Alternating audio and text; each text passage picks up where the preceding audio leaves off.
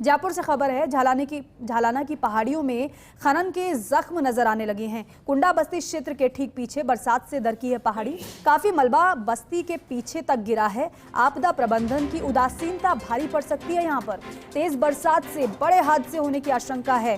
पूर्व में गलता क्षेत्र लाल डूंगरी में हो चुका है इस तरह का हादसा। पहाड़ी के एक तरफ लेपर्ड सहित वन्य जीवों का विचरण है तो दूसरी तरफ हजारों लोगों की रिहायशी बस्ती भी है और इसलिए यहाँ पर सतर्क रहने की जरूरत है। लेकिन सवाल ये है कि इस पर ध्यान क्यों नहीं दिया जा रहा है।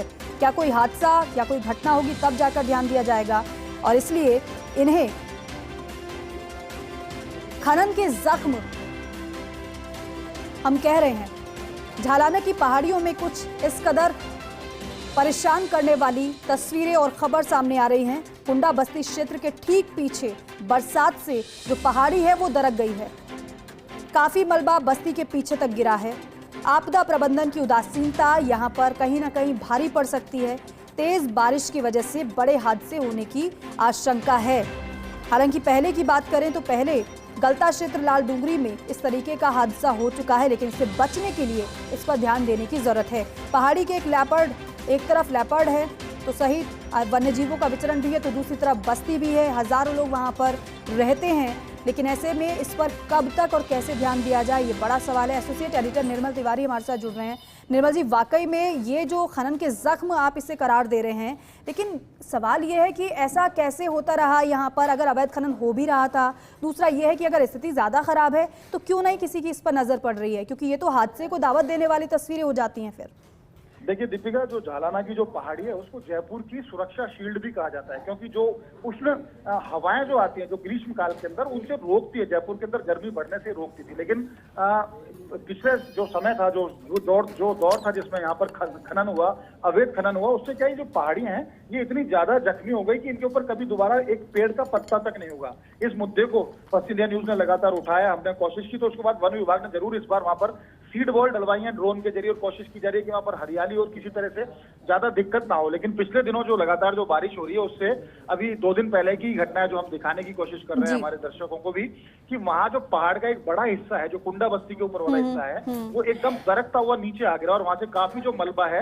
वो बस्ती के पीछे की तरफ गिरा। अब गनीमत यह है कि अभी वो बहुत ज्यादा उसका इतना बड़ा डैमेज नहीं हुआ, लेकिन जिस तरह की पहाड़ी वो खड़ी हुई है, जिस तरह से सुरक्षा के कोई प्रबंध नहीं हुआ, आपदा प्रबंध नहीं हुए और जिस तरह के हालात है, क्योंकि अगर हम उदाहरण दे तो गलता में जिस तरह से वो जो पिछले दिनों जो हादसा हुआ था वो आज तक लोगों को याद है कि वहां पर भी ऐसे पहाड़ी जो है वो दरक करके नीचे गिर गई थी।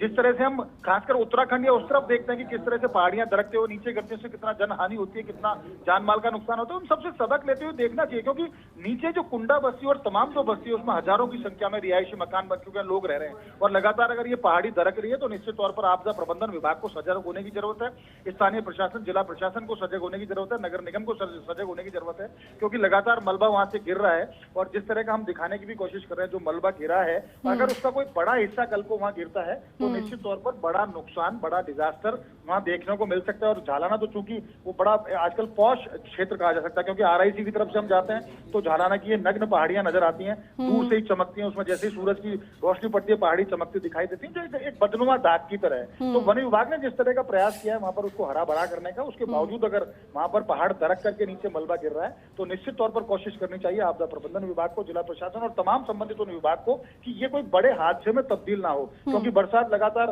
उग्र रूप लेती जा रही है। जिस तरह से अभी पश्चिम राजस्थान के हमने बहुत सारे दृश्य दिखाए कुछ खबरों में पहले, वहां किस तरह से पूर्वी राजस्थान में हम टोंक की बात करते हैं या भरतपुर या अलवर क्षेत्र की बात करते हैं तो लगातार वहाँ इस तरह की जो अतिवृष्टि की जो स्थिति देखने को मिल रही है। तो लाल पहाड़ी जो जैसा जो हुआ था गलता के अंदर वैसी पुनरावृत्ति ना हो, तो जरूरी है कि झालाना की इन पहाड़ियों को दरकने से रोका जाए। देखिए नीचे आपको दिखेंगे, जिस तरह से हम वीडियो दिखा रहे हैं उसमें नीचे दिखेगा कि किस तरह से रिहायशी बस्ती है और खास बात यह है कि इसकी इस पहाड़ी के दूसरी तरफ वन्यजीव, उसमें लेपर्ड भी हैं, 40-45 लेपर्ड्स के अलावा दूसरे वन्यजीवों का विचरण है, तो इस तरफ रिहायशी बस्ती है। अगर पहाड़ी को किसी तरह का नुकसान होता है, जिस तरह से का बड़ा हिस्सा देखिए आप दिखाने की कोशिश करें तो बड़ा हिस्सा टूटकर नीचे गिरा है, अगर ये बस्ती के ऊपर ये पत्थर गिरे, दरकता हुआ मलबा ज्यादा गिरा तो कोई भी जनहानि हो सकती है। तो उसको बचने के लिए जरूरी है कि एहतियात बरती जाए और जिला प्रशासन और जो संबंधित विभाग है उनको इस दिशा में सोचना चाहिए और कोई ठोस कदम उठाने चाहिए। बिल्कुल निर्मल जी, जनहानि से बचने के लिए इस पर ध्यान देने की वाकई में बहुत ज्यादा जरूरत है। बहुत शुक्रिया आपका पूरी जानकारी के लिए, बातचीत के लिए।